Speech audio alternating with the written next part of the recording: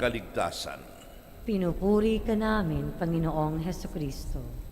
Tayo ay dumating na sa ikaapat na madaling araw ng ating pagsisimbang gabi. Marahil ay nararamdaman na ng iba sa inyo ang kaunting pagod sapagkat tayo ay nasa kalagitnaan na ng ating pagdarasal at pagsasakripisyo. Nais kong malaman, sino sa inyo ang wala pang absent? Tayo ang walang absent. Tayo, walang absent. Simula nung unang araw, palakpakan natin ang mga walang absent na ito. Perfect attendance. Very good. Magsiupo ang lahat. Huwag matutulog habang nagsesermon. Mga kapatid sa pananampalataya, sa umagang ito ay sinindihan natin ang ikaapat na kandila sa ating Advent wreath. Ang unang kandila, ang tawag ay Candle of Hope. Sinindihan nung unang linggo sa panahon ng Adviento. Ang ikalawang kandila, the Candle of Peace, second Sunday of Advent. Ang ikatlong kandila, ang pink candle, Candle of Joy, third Sunday of Advent. At ang ikaapat na kandila, sinindihan sa umagang ito, the fourth Sunday of Advent. Ilang araw na lamang, darating na ang ating pinakahihintay na Pasko. Salamat sa Diyos sapagkat nakikinikinita natin ang ating Pasko ngayong taong ito ay magiging mas mabuti kaysa sa ating Pasko noong isang taon. Subalit habang tayo ay nagdiriwang ng Pasko dito sa Maynila at dito sa Luzon, huwag nating kalilimutang ipagdasal. Huwag nating kalilimutang alalahanin sa ating panalangin ang ating mga kababayan sa Visayas at Mindanao na sinalanta ng napakalakas na bagyo noong nakaraang Huwebes. Kaya nga't sa umagang ito ay ipagdasal natin sila ng matimtiman. Sa umagang ito rin ay narinig natin sa Ebanghelyo ang pagbasa, ang pagdalaw ng mahal na Birheng Maria sa kanyang kamag-anak at pinsang si Isabel. This is the second joyful mystery of the Rosary. The second joyful mystery of the Rosary is the visitation of the Blessed Virgin Mary. This is what we heard in the Gospel today. This morning, my dear brothers and sisters, two women are presented for our consideration. One of them is young, the other is elderly. Ang isa ay bata, ang isa ay matanda. Ang isa ay bagets, ang isa ay forgets. One is bagets, the other is forgets. Mary and Elizabeth. Mary represents Christianity. Elizabeth represents Judaism. Mary is pregnant with Jesus. Elizabeth is pregnant with John the Baptist.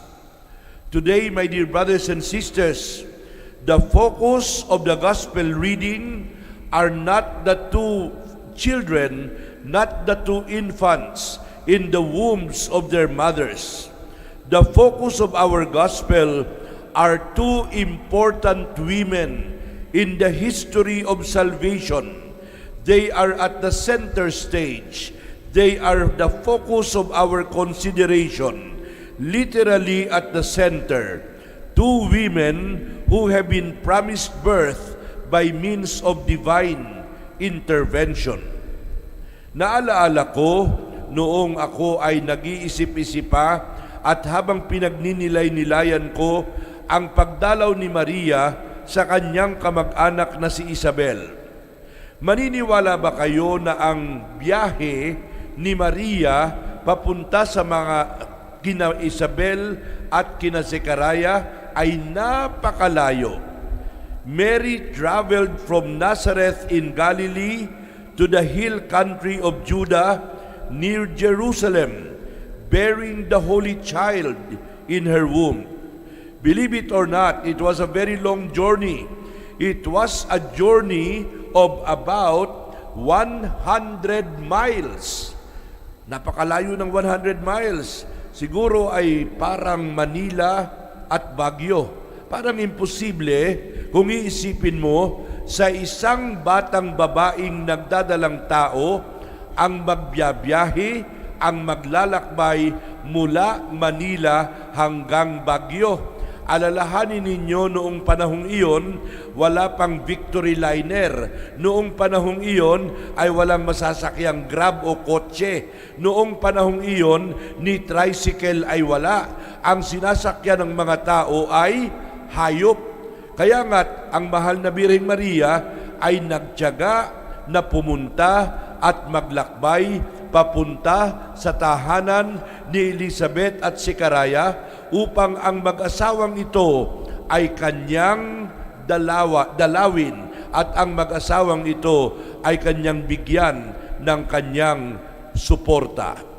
Paano nagbiyahe si Maria papunta sa napakalayong lugar? Kung iisipin natin, si San Jose ay matanda na. Paanong magbiyabiyahe ang isang matanda na sa napakalayong lugar? May mga nagsasabi na ang mahal na Birheng Maria daw ay sinamahan ng mga anghel, binuhat at tinulungang maglakbay ng mga anghel nang sa gayon siya ay magkaroon ng lakas na magbiyahe kahit sa napakalayong lugar. Mary is described as coming with a train of virgins, a train of angels to protect her. And these angels and virgins were capable of warding off evil. They accompanied Mary in the long journey. Pagdating ni Maria sa bahay ni Isabel at ni Zacarias, ay silang dalawa lamang ang nag-usap. Si Zacarias sa mga panahong iyon ay hindi pa nakakapagsalita. Girls talk ang nangyari. Silang dalawa lamang ang nag-uusap, silang dalawa lamang ang nagkukwentuhan at nasabi ni Isabel kay Maria, "Blessed are you among women, and blessed is the fruit. Mapalad ka, ikaw ay pinagpala sa babaing lahat, at pinagpala rin naman ang iyong anak sa iyong sinapupunan." Mga kapatid sa pananampalataya, I would like to believe that we are also blessed. Tayo rin ay pinagpala at tayo ay patuloy na pinagpapala ng Diyos sa ating pagsimba at pagdalo sa Misa de Gallo tuwing umaga. Tayo rin ay pinagpala sa maraming bagay at sa maraming paraan. We would like to count our blessings. We too are blessed, like the Blessed Mother, although not in the same degree as the blessing that the Blessed Mother received.